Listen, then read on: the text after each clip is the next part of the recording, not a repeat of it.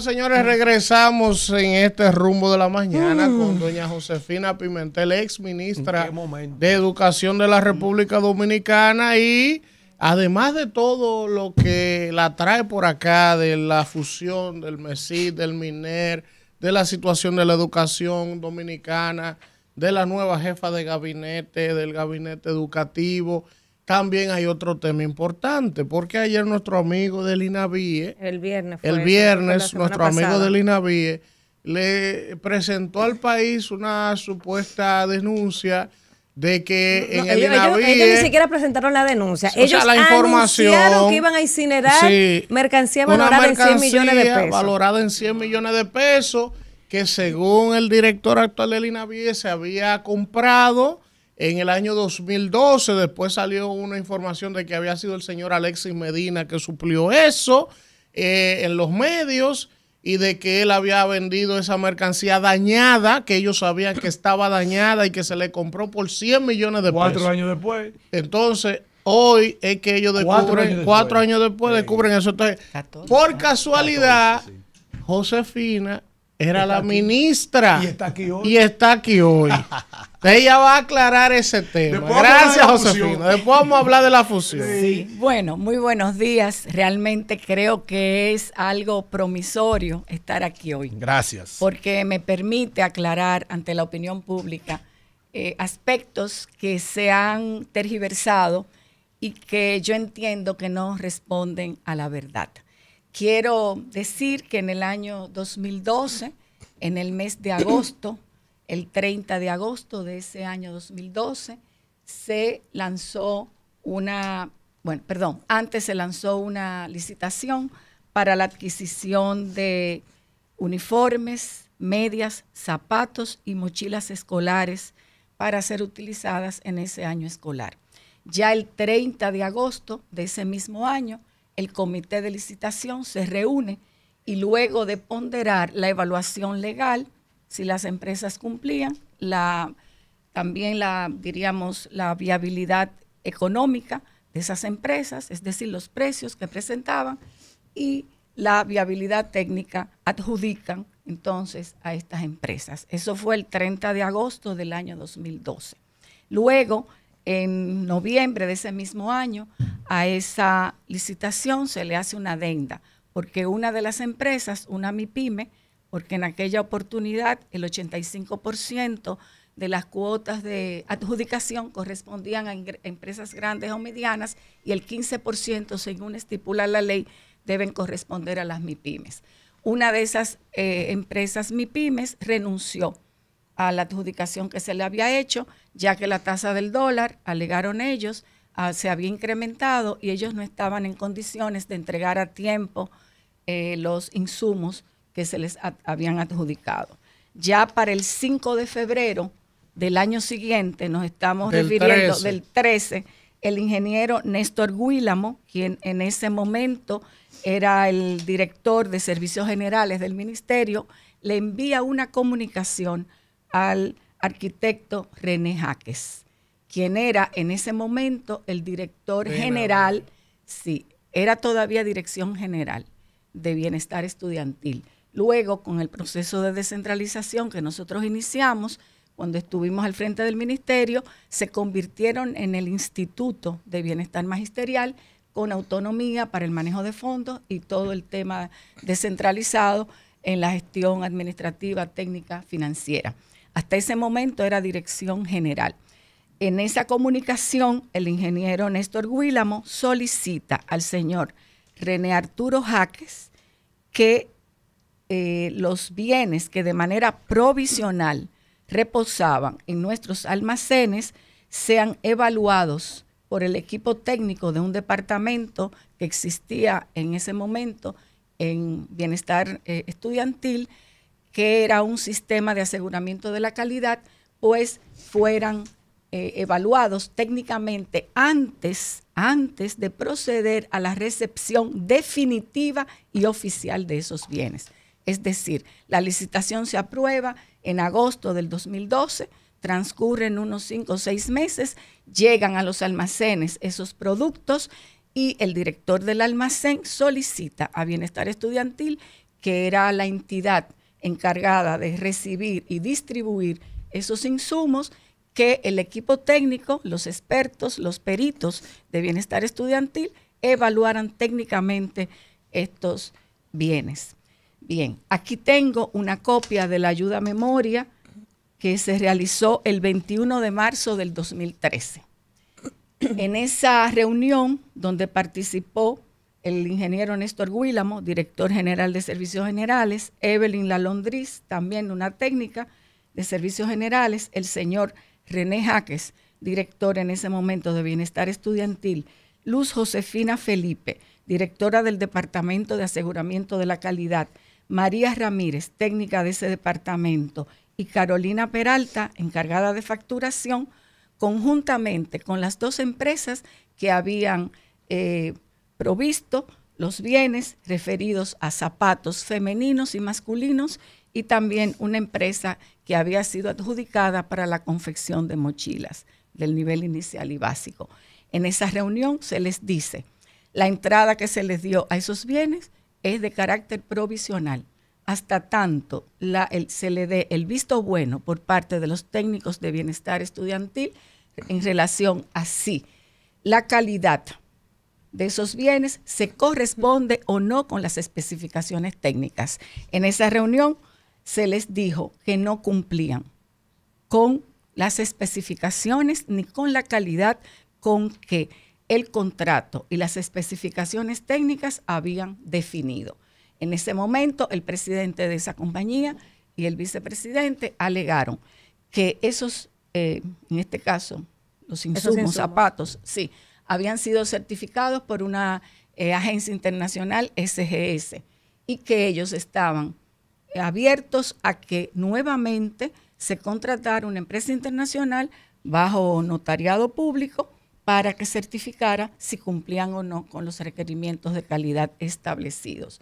En esa reunión se acordó enviarles a ellos, a esas empresas, el informe técnico que había elaborado Bienestar Estudiantil, y además el director de Bienestar, el licenciado René Jaques, solicitó al IBI, Instituto de Biotecnología, en aquel momento, para que ellos también hicieran un levantamiento de la calidad tanto de las mochilas como de los zapatos femeninos y masculinos que se habían contratado.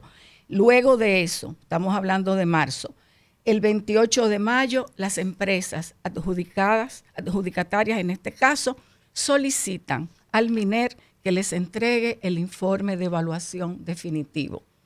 Y en ese mismo momento, el 4 de junio del 2013, la ingeniera Carolyn Guzmán, que era la directora de compras nuestra de adquisición y compras del ministerio, le indica que ese informe fue remitido en fecha 29 de mayo. Aquí yo tengo una copia de ese informe donde dice que no cumple, que los insumos contratados incumplen con las especificaciones técnicas y con la calidad y el rigor con que fueron definidas esas especificaciones. Una pregunta, y aquí tenemos todos los rubros, si me permiten, por favor, un minutico. Sí, es importante. Aquí tenemos color, cumple, cuerpo, no cumple. Entonces ahí se especifica por qué no cumple. Eso es algo poco técnico. Por ejemplo, ¿por qué no cumple? Dice, el cuerpo de zapato es de poliuretano. Ver anexo número 1, glosario. Es decir, no cumple con el material. Porque las especificaciones técnicas establecidas por el MINER eran Action Leather. Ellos mandaron poliuretano, por ejemplo. Forro, el requerimiento era vinil. El forro de zapato es de poliuretano, no cumple. Plantilla, el requerimiento era cambrel 2 milímetros EVA. La plantilla del zapato es de poliuretano.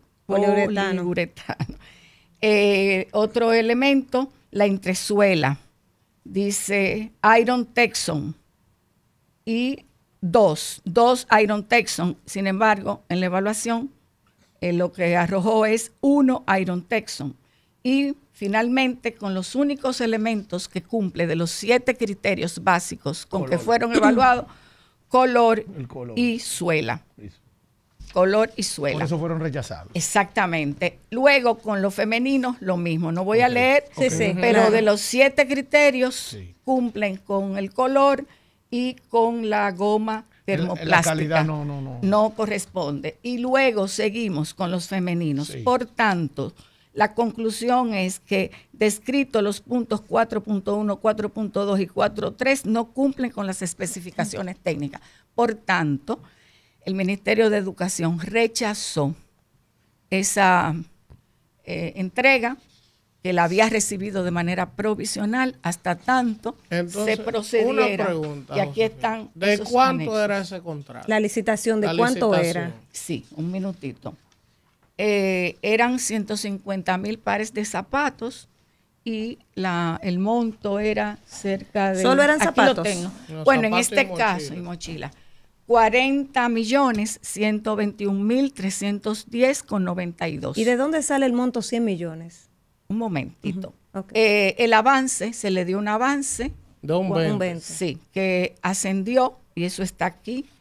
Yo puedo mostrárselo a ustedes también en nuestros archivos. Bueno, suerte que usted se llevó todos esos papeles y lo guardó. Ahí está. Todo lo que se le entregó a esos proveedores.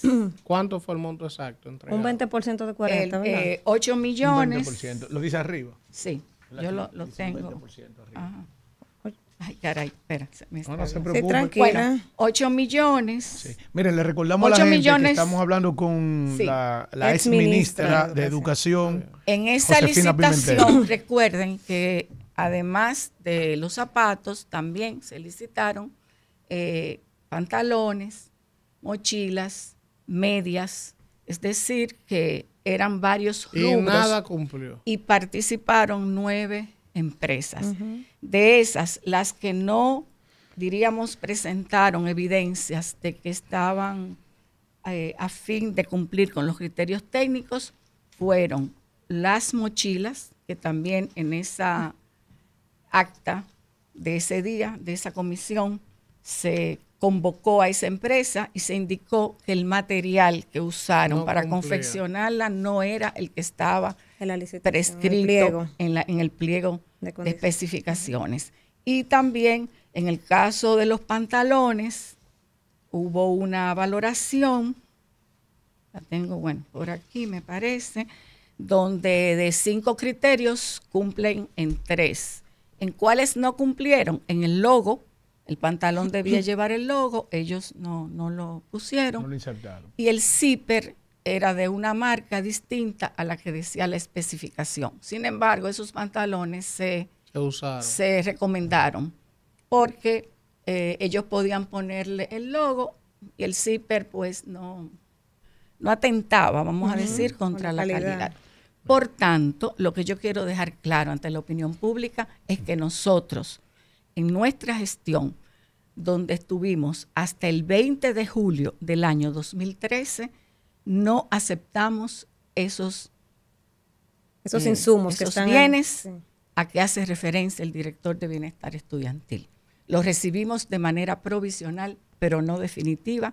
Ahí están las evaluaciones, ahí está todo el proceso documentado.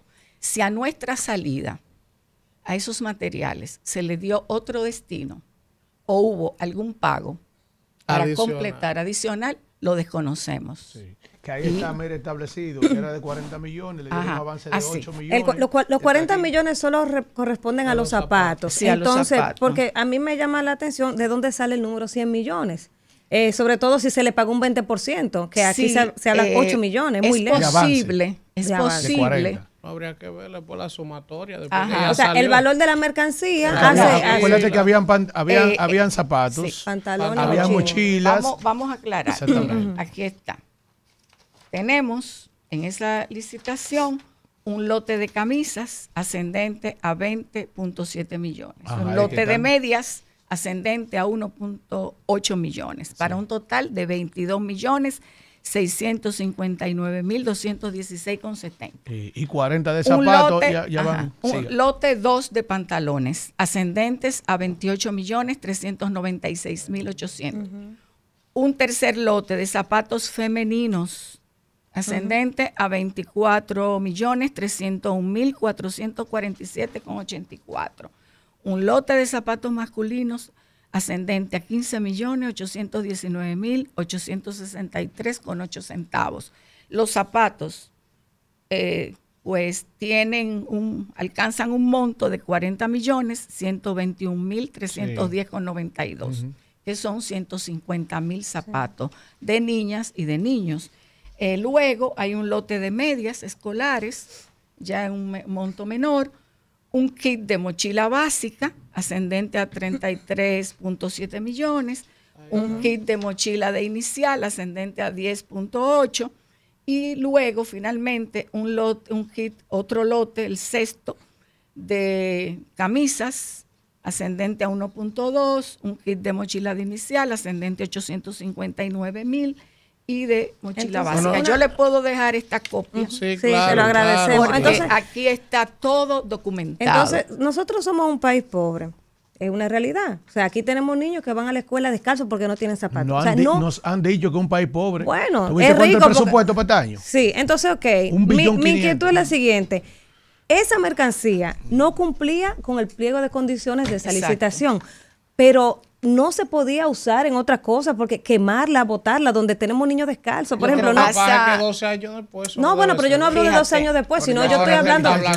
Sí, yo sé, se está hablando de ahora, pero me da esa curiosidad. Pero no servía por qué. Si lo voy a describir. Iba a matar a un muchacho de Mazamorra con ese caliente en el poliuretano ese. Óyeme, eso es hule. Los zapatos. En esa reunión se expresó lo siguiente.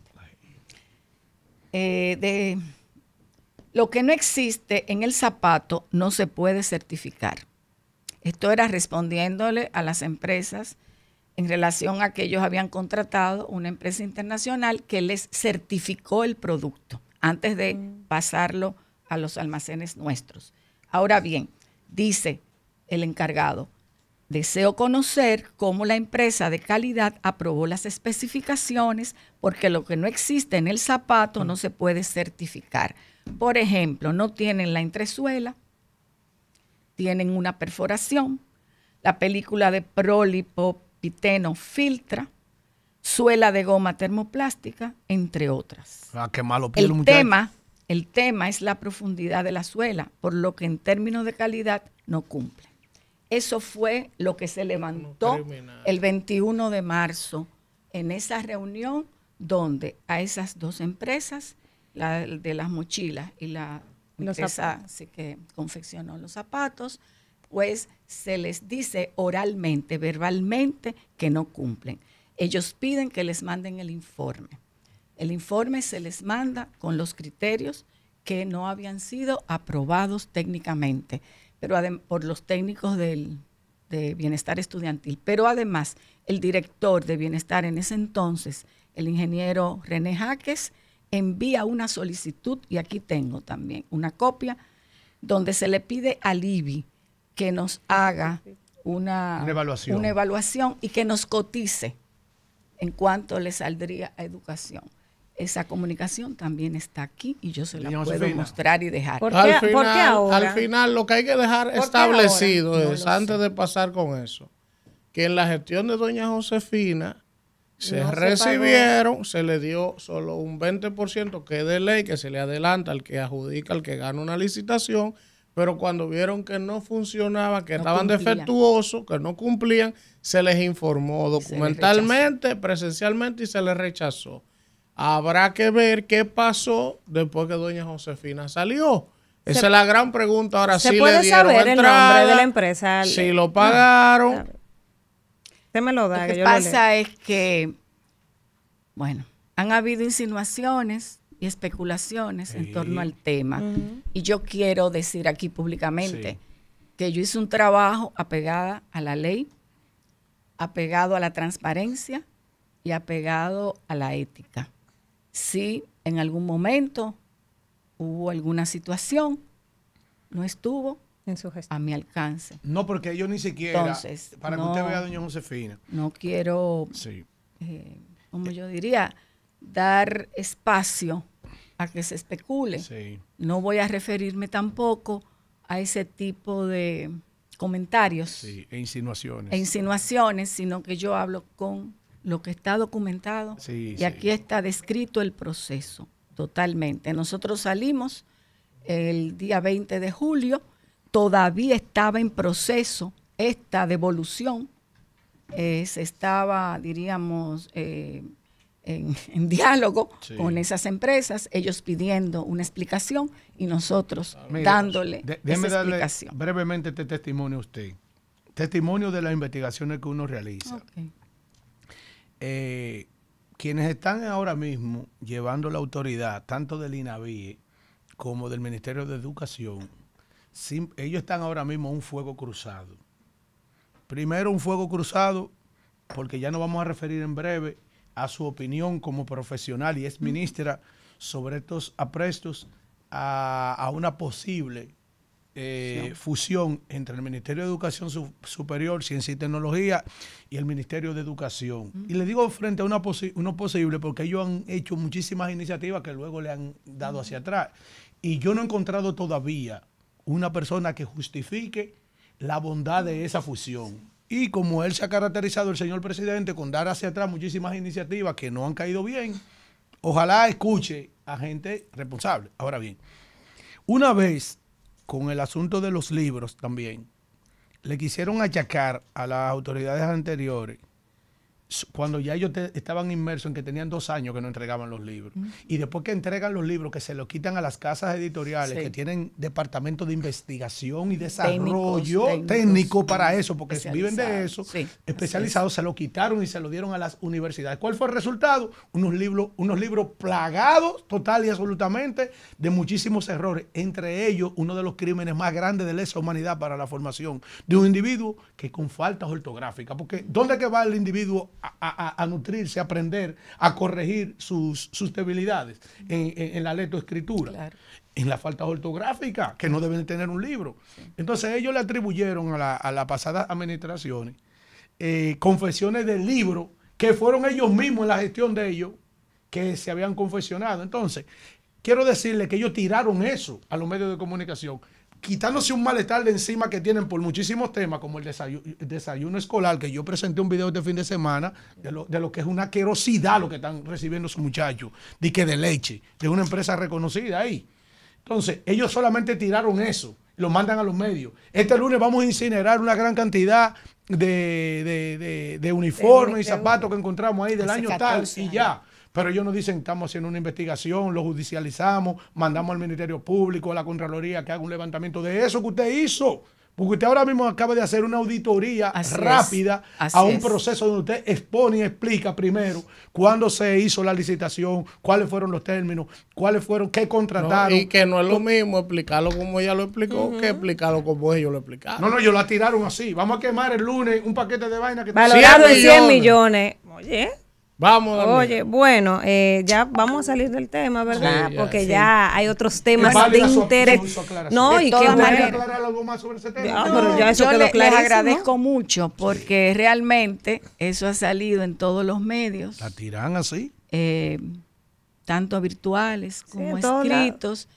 Y mucha gente me dice, pero Josefina, ¿y qué fue? Entonces, no se preocupe, que ya con esta aclaración en este espacio ya todo el mundo va a estar. Gracias, tuve que buscar, documentar todo el proceso. Suerte que usted tenía todo eso gracias guardado. A Dios, sí, gracias a Dios y el equipo que me acompañó, pues tenía también su respuesta ahí a mano. Todo. Bueno, vamos a hablar del tema que es noticia de la semana pasada, del anuncio de unificar instituciones del Estado, y la que más ha generado pues comentarios ha sido la unificación del Ministerio de Educación Superior con el Ministerio de Educación. Me gustaría, doña Josefina, saber su parecer de esta unificación y supe que hoy a las 11 de la mañana están convocados todos los exministros de Educación, si usted va a participar de esa reunión, y también que le hayan puesto una presidenta de gabinete de educación cuando hay un Consejo Nacional de Educación. O sea, ¿cómo funciona eso ahora? ¿Cómo queda el organigrama? Tenemos el Consejo Nacional de Educación, el ministro de Educación y la presidenta de gabinete. Fíjate, el sector educativo en estos momentos está, como ya expresé con anterioridad, muy confundido. y realmente nos genera mucha incertidumbre porque este anuncio, fíjate, por un lado, Educación está tratando de modificar la ley de educación 6697. Se han hecho múltiples reuniones con diferentes equipos, con distintos sectores, para producir una ley nueva de educación que integre aspectos tanto de la Constitución del 2010 como otros aspectos que hayan tenido algún cambio desde el punto de vista del contexto social, educativo, en que estamos inmersos hace ya más de 20 años. La Ley de Educación tiene 27 años de haber sido aprobada. Han habido cambios y han habido modificaciones que requieren ser incorporadas en este nuevo marco jurídico, vamos a decir, porque aquella ley fue producto del Plan Decenal de Educación y todos los procesos de reforma que se adoptaron a fines de la década de los 90 y que ameritaba un nuevo marco jurídico, una nueva filosofía, una nueva visión de la educación dominicana, una nueva estructura. De manera que esa ley se correspondió con ese estadio de desarrollo social y educativo que llevaba el país. Bien, entonces, se ha estado trabajando desde hace un buen tiempo en modificar esa ley, por un lado. Pero por otro lado, nosotros tenemos en el Congreso una ley también referida a un marco nacional de cualificación. Esta ley, que también se ha venido trabajando por años, lo que aspira es que todos los niveles educativos estén alineados y que se definan competencias que permitan pasar a un joven, por ejemplo, egresado del sistema de formación técnico profesional a un nivel técnico superior en un instituto superior. Es decir, que no hayan trabas para que una persona circule de manera vertical u horizontal en el sistema educativo. Por tanto, alinea tanto la educación preuniversitaria, la educación superior y la educación técnico-profesional, que por el momento están un poco separadas. Entonces, está esa ley. Por otro lado, el superior gobierno habla de un nuevo pacto para la reforma educativa. El último pacto se firmó en el año 2014. Ese pacto habría de culminar en el año 2030. Entonces, no hemos culminado todavía el tránsito por esos indicadores y esas metas que se definieron con anterioridad y donde participaron todos los sectores educativos, políticos, sociales, religiosos del país. O sea, que ahora vamos a hacer un pacto sobre un pacto. Bien, entonces, a la luz de todas estas informaciones, pues surge esta propuesta de fusión, lo que ha desconcertado, yo creo que esa es la palabra, a todo el sector, porque he hablado con muchos compañeros, colegas, y nadie está de acuerdo. Cada día se suma más. Nadie está de acuerdo. ¿Por qué razón? Bueno, sencillamente, el sistema de educación... Hasta el actual ministro de Educación Superior... Ya se despidió. Sí, él no está de acuerdo. Él ha manifestado que no está de acuerdo. Franklin García Fermín es rector de la Universidad Autónoma de Santo Domingo. Sí. Siga. Algunos rectores se han pronunciado, etcétera. Entonces, ¿cuál es la situación? Bueno, esta fusión, señores, ¿qué implica? ¿Qué implica? La educación preuniversitaria administra 7,000 centros educativos. Tiene la nómina más grande del Estado. Tiene 2.8 millones de niños y jóvenes bajo su responsabilidad. Y maneja un presupuesto que por ley se corresponde al 4% del Producto Bruto Interno. Educación superior es un ente regulador. Educación superior lo que hace es que define los perfiles, las características, los criterios para que la educación superior se gestione dentro de un ámbito de calidad, de pertinencia, de relevancia. Por tanto, son de naturaleza distintas estas dos entidades. Esta fusión implicaría entonces una nueva ley. ¿Qué vamos a hacer con la 6697? Que ya se está modificando. ¿Qué vamos a hacer con la 39-01, que es la que rige la educación superior? ¿cómo vamos a organizar este marco nacional de cualificaciones a la luz de esta fusión? Es decir, son medidas que requieren, primero, un estudio previo, una evaluación, una fundamentación técnica, un diagnóstico para tomar una decisión de esa trascendencia. Entonces, ¿qué es lo que yo veo? Esto es muy precipitado, esto no obedece a un proceso evaluativo, aquí no se ha consultado a nadie, sino que parecería que es una medida eminentemente fiscal. Económica.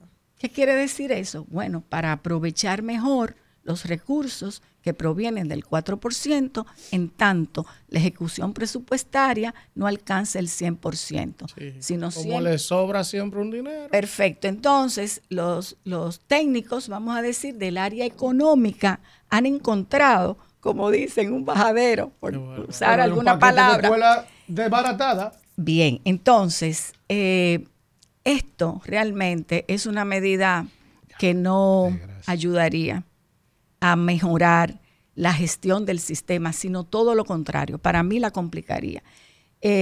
Administrar, manejar la educación preuniversitaria es compleja, es difícil. Son muchos procesos, son muchas intervenciones, son muchos subsistemas, porque estamos hablando de educación inicial, educación básica, educación técnico-profesional, educación media, la modalidad de adultos, es decir, hay una cantidad, primera infancia, que ahora también lo entraron. Sí.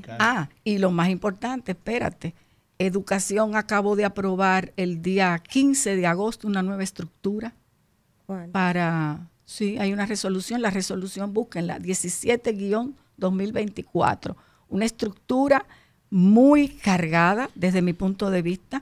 Yo acabo de publicar aquí, exactamente, y Educación informa que lleva a cabo una reingeniería estructural para ser más eficiente. Eso se anunció, eso se aprobó, el 15 de agosto de este año. A raíz del decreto 365-23 que declara de alta prioridad nacional el proceso de reforma y modernización del sector educativo, la gestión de Ángel Hernández puso en marcha una serie de cambios normativos en un sistema de planificación y estructura organizacional. Y un mes después de esa reestructuración se anuncia una fusión. Entonces hay que empezar. Explíquenme, por favor, porque yo no entiendo cómo todo esto se va a cohesionar, a coherenciar. Si educación no puede con lo que tiene, ¿cómo va la parte a asumir educación la parte que yo le superior? Pregunté del Gabinete de Educación, entonces tenemos el Ministerio de Educación Superior tiene su consejo, pero el Ministerio de Educación tiene un consejo. Entonces está el ministro, el gabinete y los dos consejos. ¿Cuál va a ser? ¿Cómo va a quedar el organigrama? ¿Cómo va a ser eso? Además de eso, Educación Superior maneja un componente muy importante de ciencia y tecnología que quedó fuera, promueve también la innovación. El presidente lo sacó. No, él dijo más adelante vamos a anunciar dónde va a estar ciencia y tecnología. ¿Dónde? Entonces, pero ella lo que doña Josefina acaba de explicarnos. Yo no sé si ustedes han visto este punto que ella acaba de puntualizar hace un momentico, que es lo que a mí me llama poderosamente la atención.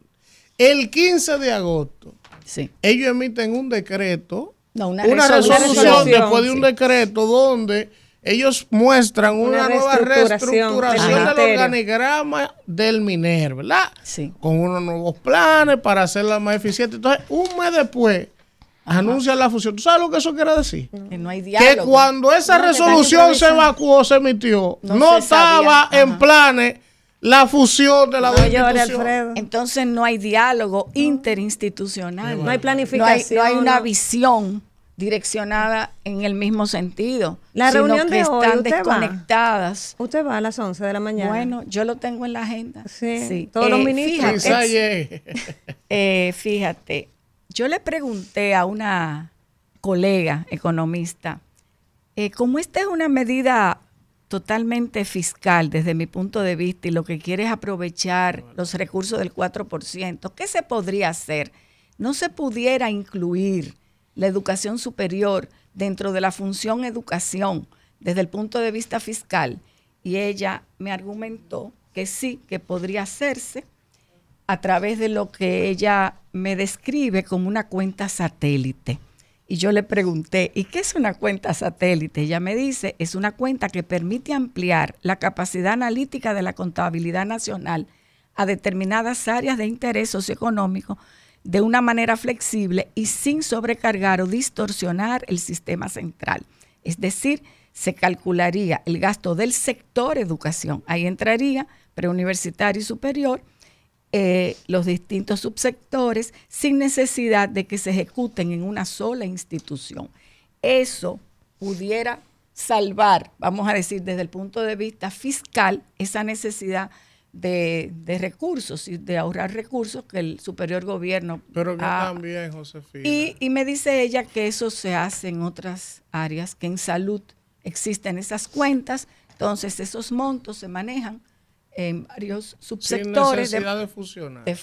Pero entonces una cosa, Alfredo, espérate, porque también hay cosas que yo no entiendo. Supongamos que el punto de partida, ¿verdad? Como presumimos, que todos presumimos de conocemos, es un tema económico y fiscal, ¿verdad?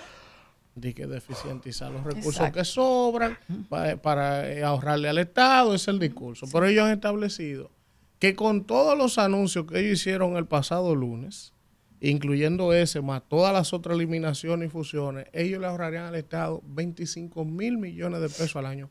Pero eso no es dinero, por Dios. No. Un programa del MINEL se gasta eso. Tú también te estás observando algo. O sea, pero que también tú estás observando algo. Mira, es que esto es un asunto, hermano, que la gente entiende que uno tiene una actitud beligerante y que política, tratando de denostarlo, de tratar esta gestión de gobierno del presidente Abinader. Señor, es que estamos hablando y estamos aquí con una persona que sus números están ahí cuando ella pasó, es decir, por la administración pública como ministra. Es decir, yo nunca he encontrado a nadie que se refiera a su gestión de manera negativa. Señores, estamos hablando de que cuando el presidente de la República en estos días dijo junto al ministro que el año escolar iniciaba y que estaba todo listo, empezaron a tirarle una gran cantidad de escuelas deterioradas, destartaladas, rotas, sucias, por una cosa increíble. Tú dices, pero ven acá, como que le está sobrando dinero cuando hay tantas necesidades en los planteles. Mira, todos los días en los medios de comunicación, periódicos, los diarios, noticieros, programas, salen una gran cantidad de escuelas con un deterioro increíble. Pero y además, otra cosa, están manejando el presupuesto más alto que se ha manejado, que en otras gestiones construía un paquete de aulas. Por ejemplo, estamos hablando de que en los últimos 8 años del Partido de la Liberación Dominicana, que es el referente más cercano que tenemos, se habla de casi 30.000 aulas. Entonces esta gente ni construyen aulas, está todo destartalado y como que te sobra dinero. Es decir, no hay que ser un ingeniero y ir a la NASA. Pero incluso agua potable y acceso a baños. Cosas básicas. Un informe estos días de los niños que tienen letrina todavía. Entonces tú dices, pero ¿cómo es? Porque esa pregunta que usted se hace, no están construyendo. No han construido 2.500 aulas, no han construido en 4 años. 2.000 aulas en 4 años. De hacerse la fusión, que al parecer ese plan va a toda marcha. Bueno, ha recibido muchos rechazos. Mucho, bueno, pero usted sabe que... No, ¿Qué tiempo? Yo espero que recapaciten. ¿Qué tiempo nos tardaría hacer esta fusión? O sea, años, meses, o sea, ¿qué tiempo más o menos? Porque hay que modificar leyes, esa resolución que acaban de... O sea, hay como desbaratar todo y empezar de cero. Sí, mucho tiempo. O sea, que se nos van a ir los 4 años en eso, mientras los muchachitos están sin coger clases, sin aulas, sin butacas. Sí, porque no es una simple suma. ¿Me entiendes? No es un número, no es solo un número. No es una adición. Tú tienes que reestructurar todo y cambiar 2 leyes. Modificar la 3901, que de educación superior, que tiene una multiplicidad de reglamentos. Creo que son 16 reglamentos que se derivan. Aprovechar su presencia aquí. De esa ley. En la pasada semanal, usted es una mujer estudiosa del comportamiento de este tema, porque usted fue ministra de Educación y además ha sido una mujer que ha hecho una carrera en la educación del país. Dice el presidente de la República que los indicadores de educación, es decir, en un momento en que este país le pide a gritos la sustitución de ese ministro por sus resultados, pero el presidente dice que hemos avanzado, que ahora mismo los indicadores que tiene esta gestión son impresionantes. Y eso es verdad. Bueno, fíjate, si vamos a los indicadores de calidad de los aprendizajes, lo que se verifica es un estancamiento y en algunos casos un retroceso. Por ejemplo, en el tema de educación básica de adultos y tasa de analfabetismo, retrocedimos. Sí. Nosotros, el analfabetismo se incrementó. Sí. Estaba en un 5.5 y está en 6.5. Que se hizo un plan maravilloso que se llamaba Aprende Contigo. Sí. Si vamos a educación básica de adultos, hubo una pérdida de un 30% de los estudiantes en básica de adultos. Si vamos a pruebas nacionales, el promedio en pruebas nacionales en las 4 asignaturas básicas asciende más o menos a 57, 58% de 100. Es decir, vemos que los muchachos no alcanzan el 60% del aprovechamiento en esas áreas, que son las 4 áreas fundamentales que se miden a través de las pruebas. Y si tú revisas los datos del 2017-2019, es exactamente lo mismo, no se mueven, okay. no hay avance en términos, en ese sentido. Estamos evaluando, si vamos, que los indicadores se habían elevado, que están buenos, vamos. Si vamos a cobertura, con la pandemia perdimos muchos alumnos que abandonaron, eso se ha ido recuperando poco a poco, pero todavía nosotros tenemos un 70% nada más en el nivel medio, en el nivel básico, en el nivel inicial un 58%, eso no se ha movido grandemente, y lo mismo sucede en la educación básica de adultos, donde ha habido una gran pérdida porque esos adultos se desvincularon del sistema, lo que es una pena. De todas maneras, ojalá se puedan recuperar porque esos jóvenes trabajan, la mayoría de ellos, y utilizan los días sábado, domingo de prepara. Sí, con un programa mucho más flexible, en horarios mucho más asequibles para ellos, y es importante, eso tiene un alto valor social. Entonces, ¿qué es lo que nosotros vemos? Nada, no se notan logros que sean sustantivos. Había una cosa muy bonita que era el inglés por inmersión. Sí, eso era de educación superior. Aquí hay muchísima gente que viajó y está fuera del país. Hablando inglés gracias a ese programa. Pero estamos aquí hablando ya en términos generales. ¿En qué paró ese programa? Él está funcionando. Lo reorientaron, ¿verdad? No está como antes, pero tuvo sus crisis hace unos años. Sí. Él ha estado funcionando todavía. Entonces, ¿qué te digo? Si nosotros vemos la estructura del gasto, bueno, hay la nómina se lleva un gran porcentaje, alimentación escolar también, bueno, el transporte. Nos sorprendimos con unas estaciones que costaba $1 millón y pico y después recapitularon que fue un error en la licitación numérico. Yo he reflexionado mucho sobre eso. ¿Sí? Y pienso, bueno, eso puede ser un aporte para la seguridad de los niños en el traslado. Ahora, ¿qué necesidad hay de adquirir un parque vehicular de autobuses cuando de aquí a 4 o 5 años van a estar deteriorados? Además, el mantenimiento, las baterías, las gomas, el aceite, el pago de los conductores, todo lo que implica mantener en buen estado. Cuando esos autobuses ya dejen de estar disponibles para el servicio, ¿a dónde lo vamos a descargar? Habrá que comprar un terreno enorme para tú, de aquí a unos pocos años, poder sacarlos de circulación. Entonces, no se podría tercerizar ese servicio. O sea, Juan hubiera sentado ahí, que le estaban dando 300 a unas compañías que no son del transporte y ellos a su vez subcontrataban en 150 y se quedaban entonces, con 150 limpios. Oye, el tema principal de educación es que tiene una carga de tareas y procesos que no se corresponden con su misión. Por ejemplo, construir aulas. Eso debería pasar a otra entidad y descargar al ministerio de esa función. El tema que tiene que ver con crear un editorial al interior del propio ministerio. Eso recarga la gestión administrativa, financiera, técnica. Eso es un trabajo que requiere un experticio, es un proceso. Tú tienes que identificar los contenidos, tú tienes luego que ilustrar, tú tienes que editar, tú tienes que imprimir, tú tienes que distribuir. Eso es un trabajo enorme.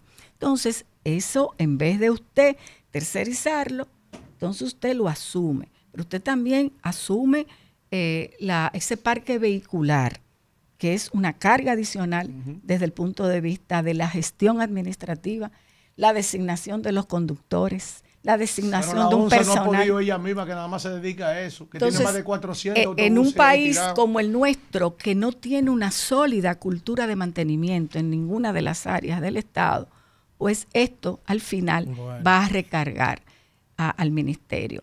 Por tanto, el ministerio debería de desprenderse de todas esas tareas adicionales que son apoyo, son, vamos a decir, un complemento, son herramientas, instrumentos que contribuyen, ¿verdad?, a la mejora de la educación, pero no tienen que ver con lo fundamental, que es la gestión, la enseñanza y mantener a las escuelas funcionando bien dentro de una dinámica y una cultura que empodere al maestro, que lo motive, que lo acompañe, que lo supervise, que le permita a él hacer una labor educativa con eficiencia, con dedicación, con entusiasmo, con amor.